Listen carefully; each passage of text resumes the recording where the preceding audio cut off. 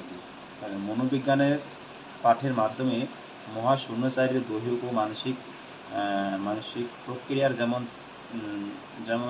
কেমন হয় তা জানা হয়। মনোবিজ্ঞান পাঠের প্রয়োজনীয়তা অনেক বেশি।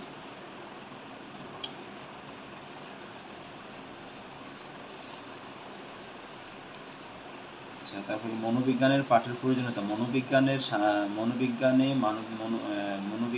মানব জীবনে মনোবিজ্ঞান সম্বন্ধীয় জ্ঞানের প্রয়োজনীয়তা অপরিসীম।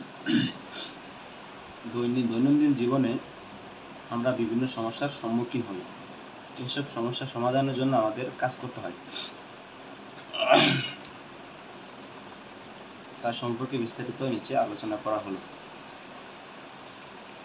সমষ্টিগত জীবন। সমাজে যৌথভাবে বসবাস করতে গেলে মনোবিজ্ঞানের জ্ঞান দরকার। কীভাবে দলগত সম্পর্ক এবং সদয় সম্পর্ক বৃদ্ধি করা যাবে, সেক্ষেত্রে মনোবিজ্ঞানের জ্ঞানের প্রয়োজন রয়েছে।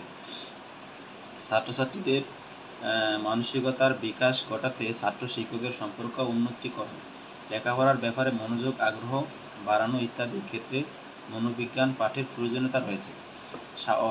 স্বাভাবিক ও বিকারগ্রস্ত মানুষের চিকিৎসার ক্ষেত্রে এবং মানসিক রোগের চিকিৎসা ও প্রতিরোধের ক্ষেত্রে এই বিজ্ঞানের জ্ঞানকে কাজে লাগানো হয়।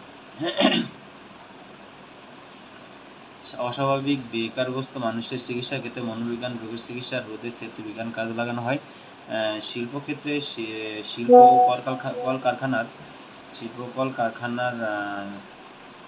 কলকারখানার বাজারজাতকরণ, শ্রমিক অস্বাস্থ্যের কারণে তা প্রতিকার নির্ণয়ের মনোবিজ্ঞান পাঠের প্রয়োজন রয়েছে।